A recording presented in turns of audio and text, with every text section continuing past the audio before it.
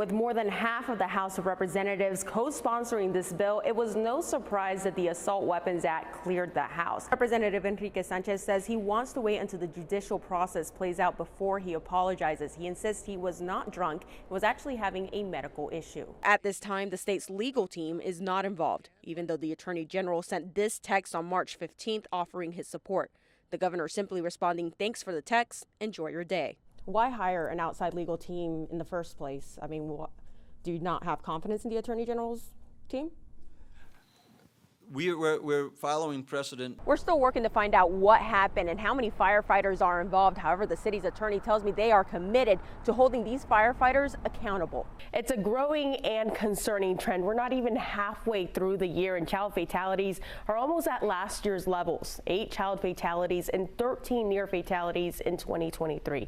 Most of those near fatalities are due to overdose or substance abuse. DCYF is trying to help families before they need to step in. If this report shows that, some of those conditions are being met, is it possible for the control to return at an earlier time frame? Well, we could talk about 2026. I think June is just too soon. It's open season, and I've been assured by the governor that we will be totally supported in that regard. So the chips are going to fall where they may.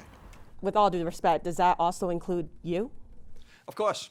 I think that anybody, of course, I'm pretty confident that that's not, the chip's not going to fall there.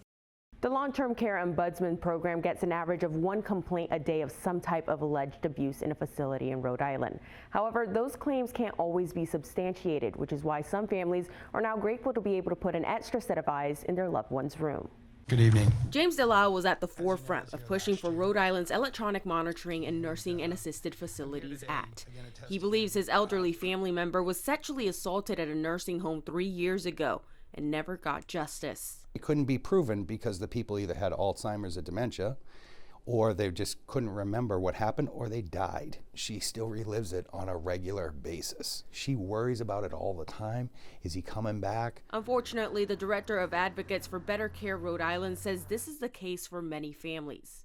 If there aren't multiple witnesses or other clear and convincing evidence, the Department of Health can't substantiate the complaint, and there are no consequences for staff or facilities. Which is why she, along with several families and advocates, have been pushing for this new law.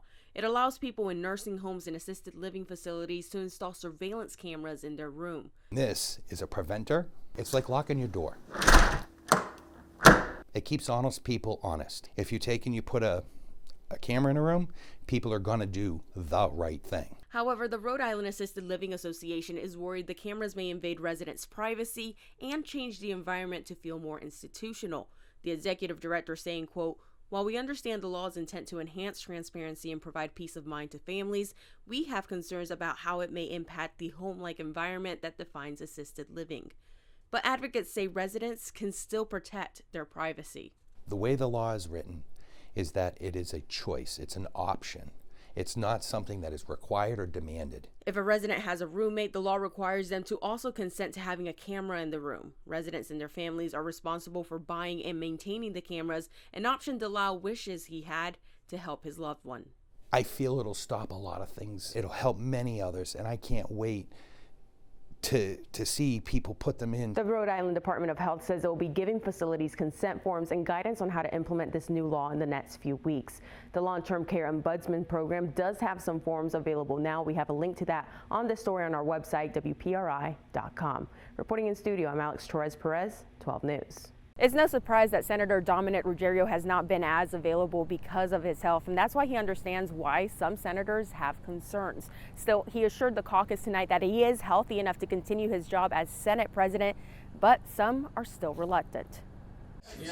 In a heated caucus meeting, can we get to the point where you overrule me and I can get off the stage, please? Rhode Island senators discussed who will be the next Senate president. We have a serious task ahead of us for the next 2 years. We are facing a serious budget deficit. We are facing the reality of what a Trump administration is going to look like. We need a leadership team that is able to be proactive, responsive, and again, above all, communicative. There were two nominees, current President Dominic Ruggerio and the second in command Majority Leader Ryan Pearson. Their relationship souring earlier this year after a private meeting where Pearson brought up Ruggerio's health and future, a concern other Senate members continue to have. It didn't allow us to be our best. Some senators tried to change the rules to vote by secret paper ballot to avoid retribution, a move that failed and Pearson believes ended up hurting him in the end as he lost the Senate presidency 23-9 for Ruggerio. The Senate president saying he's up to the difficult task ahead despite his ongoing recovery. I know this will be a difficult session because we do not have the revenue that we had previously. But I think that if we work hard, I think we can get over the hump. But it's going to take sacrifice. You will find that I will be much more available than I have been in the past. But some still question that. Do you think Ruggerio can do the job effectively right now? I have very serious concerns about that. Senator Val Lawson was appointed to take over Pearson as Majority Leader. It is still unclear who will take her old position as Majority Whip.